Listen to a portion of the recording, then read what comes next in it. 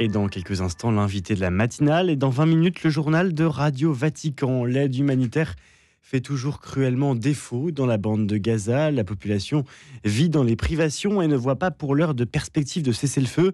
Nous entendrons le témoignage du père Romanelli. Il est le curé de la paroisse de la Sainte Famille. La Colombie également, en plein scandale politique. L'ancien ministre des Affaires étrangères est accusé de comploter avec les États-Unis pour renverser le président de gauche, Gustavo Petro. Nous irons à Bogota. Enfin, dans notre dossier, retour sur l'espoir que suscite l'accord signé la semaine dernière entre le Rwanda et la République démocratique du Congo à Washington. L'occasion peut-être de revenir sur la paix dans la région, de faire revenir la paix dans la région des Grands Lacs. Rendez-vous donc avec Olivier Bonnel dans 20 minutes pour le journal de Radio Vatican. Et puis à 9h10, vous savez, chaque matin, vous avez rendez-vous avec Louis Dauphren pour le débat du jour. Ce matin, Louis Dauphren est accompagné, comme chaque jour, par deux débatteurs, Antoine Assaf et le père Arnaud Alibert. Le père Arnaud Alibert est rédacteur en chef au quotidien La Croix. Antoine Assaf, écrivain, philosophe. Il sera évidemment question de canicule, comme nous en parlons à présent avec Lux Messard et Yamina Saeb, puisque le mercure atteint des niveaux records. 16 départements sont en vigilance rouge canicule, 68 départements en vigilance orange. Des villes se révèlent inadaptées à de telles températures. Les humains souffrent. Il faut entendre la clameur de la terre, pour reprendre l'expression utilisée par le pape François dans Laudato Si. Alors comment revoir en profondeur nos bâtiments, nos pratiques agricoles, nos comportements? On en parle ce matin avec Yamina Saeb. Bonjour madame. Bonjour. Vous êtes ingénieure chercheuse en politique climatique, co-auteure au sein du GIEC. Yamina Saeb, cette canicule peut-elle être reliée directement au changement climatique? Ah oui. C'est le grand problème qu'on a aujourd'hui, c'est que la planète Terre, il y a un déséquilibre dans l'énergie sur la planète Terre. La planète Terre reçoit de l'énergie du Soleil, et puis normalement, il y a de l'énergie qui part. Or, comme il y a une couche de plus en plus importante de gaz à effet de serre, il n'y a pas suffisamment d'énergie qui part. Et donc, du coup, cette énergie-là qui ne part pas, ça se transforme en... C'est-à-dire qu'il n'y a pas de doute, quoi. Il y a un lien, il y a une causalité qui est avérée scientifiquement. Non, il n'y a pas de doute, les canicules sont liées au changement climatique. L'objectif était de limiter, pour les accords, au moment des accords de Paris, on avait dit qu'on limiterait à plus 1,5 degré l'augmentation de température.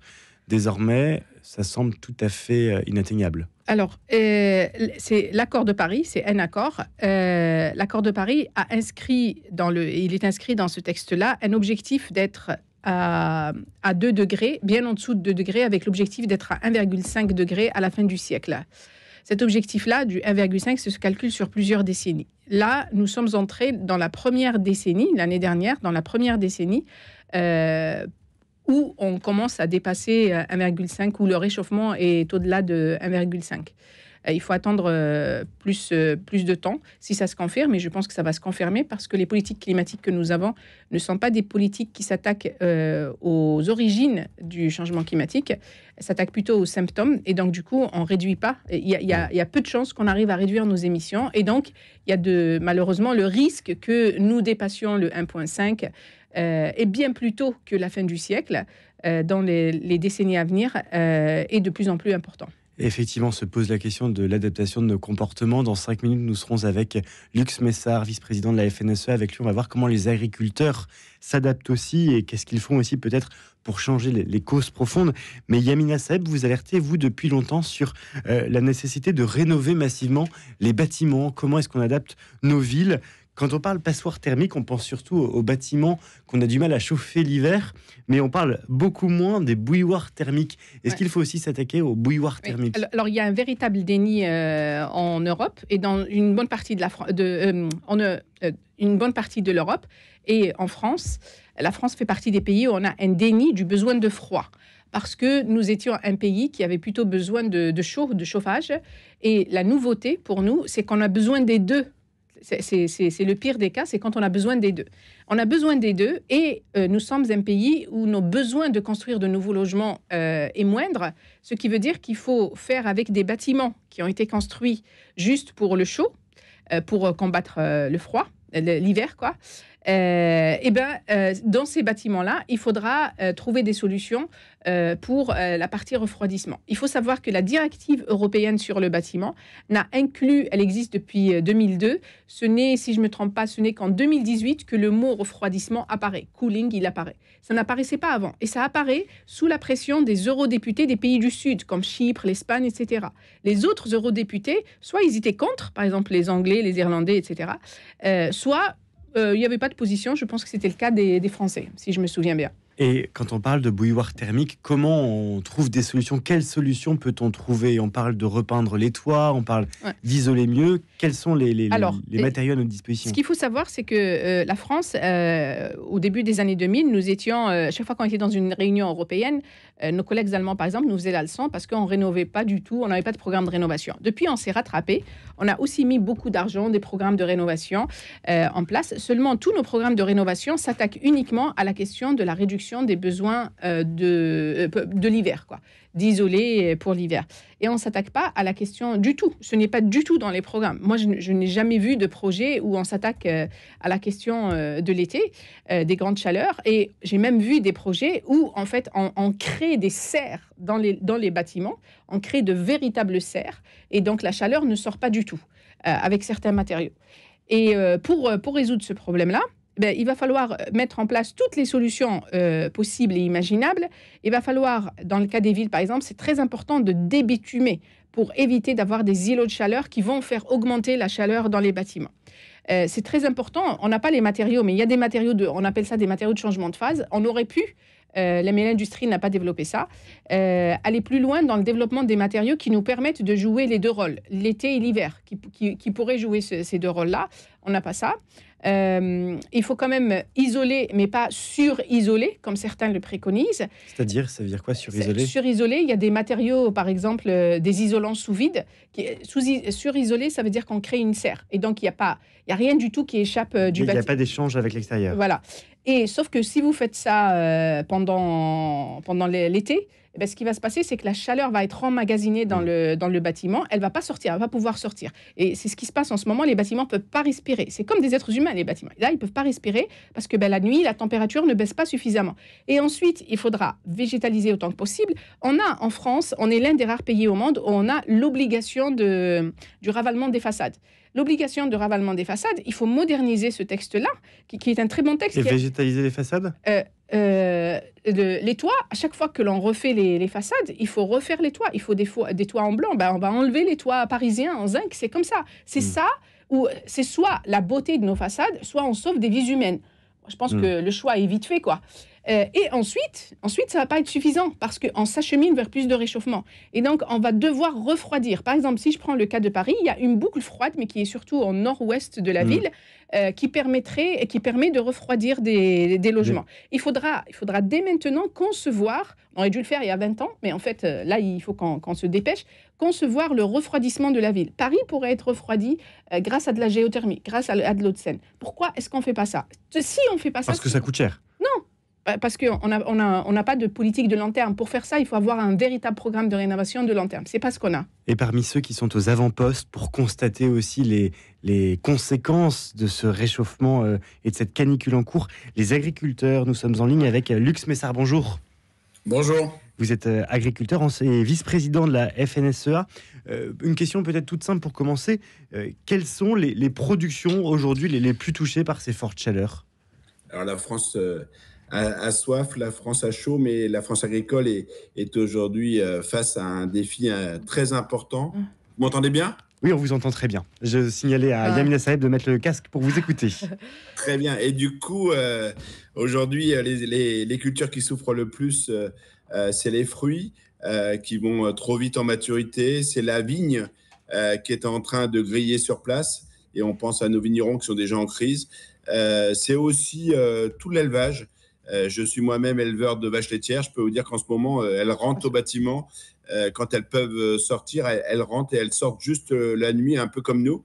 Et donc, c'est des quantités, beaucoup plus de surveillance. Je peux vous dire que c'est pareil pour la volaille, des températures excessives. C'est compliqué. En même temps, on est en pleine période des moissons avec 15 jours à 3 semaines d'avance. La moisson avance très vite. on doit aussi récolter puisque c'est le travail d'un an et ça doit être fait dans des conditions entre 35 et 40 degrés, tout en évitant aussi les incendies. Parce qu'on sait que des fois, le frottement avec la chaleur peut aussi engendrer des incendies. Donc, beaucoup de stress. En tout cas, il faut s'adapter et en permanence, surtout beaucoup de vigilance auprès de nos animaux. Quelles sont justement les stratégies d'adaptation? On parlait des bâtiments avec Yamina Saeb. Pour les exploitations agricoles, comment s'adaptent-elles? C'est exactement la même chose. Si je prends mon bâtiment, on a des volets qui s'ouvrent de chaque côté. C'est plus des bardages justement renforcés pour l'hiver, mais c'est justement des filets brise-vent qui peuvent s'ouvrir entièrement. C'est des ventilateurs, c'est des brumisateurs. Et puis on met sur les toits des isolants pour justement freiner la chaleur. On limite aussi les tôles transparentes qui réchauffent le bâtiment. C'est un ensemble d'éléments et puis surtout on essaye d'approvisionner en eau les animaux le plus possible. Une vache laitière va pouvoir boire aujourd'hui jusqu'à 100-120 litres, alors que d'habitude, elle va boire 40 à 50 litres. C'est vrai qu'il y a la question ô combien sensible de l'eau. Et Yamina Saeb, l'eau dans les politiques de long terme dont vous parliez à l'instant, elle doit être aussi au cœur sûrement de ces politiques. Ouais, l'eau, c'est la grande absente en fait de ces politiques-là. Et on parle beaucoup de la question du carbone, mais on ne parle pas du tout, ou pas assez, de la crise de l'eau, sachant qu'avec le réchauffement climatique, il y a plus de sécheresse, donc on va avoir un problème. Et il y a aussi la pollution de l'eau. Donc ça, c'est un sujet sur lequel on ne travaille pas beaucoup. Je voudrais juste insister sur un point. On parle beaucoup d'adaptation en ce moment parce que là, on est en situation d'urgence, même s'ils n'ont pas déclaré l'état d'urgence climatique. C'est ça qu'ils auraient dû faire. Mais aujourd'hui, 1er juillet, ce sera le plus chaud jamais enregistré. Ouais, peut-être qu'ils vont, si ça continue, j'espère qu'ils vont déclarer l'état d'urgence climatique pour éviter, là, en venant chez vous, j'ai vu des gens sur des chantiers qui travaillent. On s'en fout un peu de ces gens-là qui travaillent. Comme les agriculteurs qui travaillent aussi en ce moment sous des températures caniculaires. Alors que normalement, vu l'état de la chaleur, le niveau de la chaleur, normalement, il y aurait dû avoir un décret pour arrêter, pour que les gens n'aillent pas travailler. Et vous disiez qu'on parle beaucoup des stratégies d'adaptation, mais il faut sans doute toucher les causes. Voilà, en fait, si la seule façon pour nous, la seule chance que l'on a de pouvoir s'adapter à ce qui va devenir la norme, ce qu'on vit aujourd'hui, c'est la partie basse de la nouvelle norme. C'est la partie basse. C'est pas la nouvelle norme, c'est la partie basse de la nouvelle norme. Eh bien, il va falloir que l'on baisse drastiquement nos émissions. S'il n'y a pas de baisse drastique des émissions en s'attaquant aux causes du changement climatique, aux causes de ces émissions-là, eh bien, on ne pourra pas s'adapter. Mais la France n'a très peu de poids. On peut faire tout ce qu'on peut en France. Au final, ça pèsera pour quoi 1, 2, 3% grand maximum du total des CO2 émis à l'échelle mondiale. Alors, il faut pas, quand on parle des émissions, ce qu'il faut comprendre, c'est que le changement climatique est dû non pas juste aux émissions d'aujourd'hui, mais il est dû à l'accumulation des émissions depuis l'ère industrielle. Et lorsqu'on considère ça, on se rend compte que la France fait partie des 20 premiers pays qui sont responsables de la situation. Ensuite, pourquoi il faut faire ça? Parce que d'abord, nous avons la capacité de pouvoir faire ça. Et les premiers pays, les premiers gouvernements qui vont faire ça c'est pour l'industrie, et ça ouvrira des marchés parce que le monde entier va devoir aller dans cette direction-là. Et il faut réfléchir à trouver les solutions et ça nous permettra à nous ça facilitera notre adaptation à nous. Juste soyons des égoïstes, des Français super égoïstes, enfermés dans nos frontières, et pour que nous puissions, nous, vivre à ces températures insupportables, il faut absolument que l'on baisse nos émissions. Lux Messer, je voudrais continuer à évoquer avec vous la question de l'eau dont on parlait il y a une minute.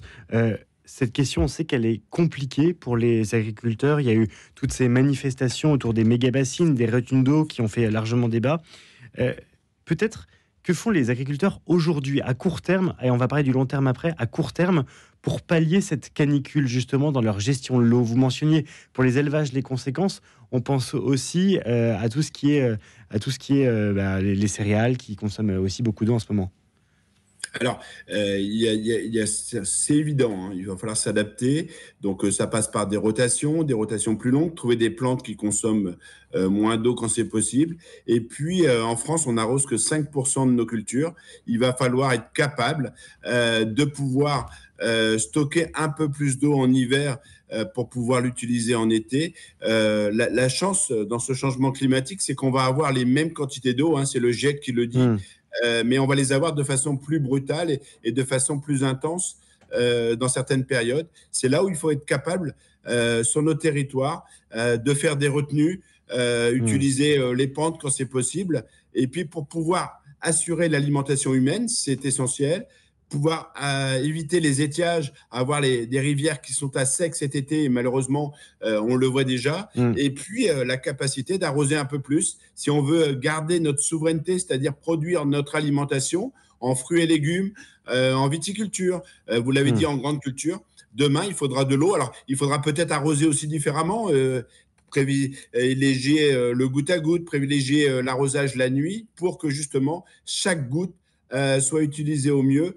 Cet enjeu de l'eau, on doit la gagner ensemble. On ne doit pas être en opposition. Et moi, je dis simplement aujourd'hui, si on veut demain gagner cette bataille de l'eau, c'est ensemble qu'on va la gagner. Chaque mètre cube, chaque goutte d'eau est vraiment nécessaire. Et on ne fera pas d'alimentation sans eau. Il ne faut pas mentir aux Français. Luc Messard, vous êtes vice-président de la FNSEA et je profite de votre présence avec nous ce matin pour évoquer évidemment avec vous la loi du plomb, réunie hier soir en commission mixte paritaire. Députés et sénateurs ont trouvé un compromis en trouvant une solution qui sera votée vraisemblablement demain au Sénat et la semaine prochaine à l'Assemblée. Est-ce que pour vous c'est une victoire ce matin ?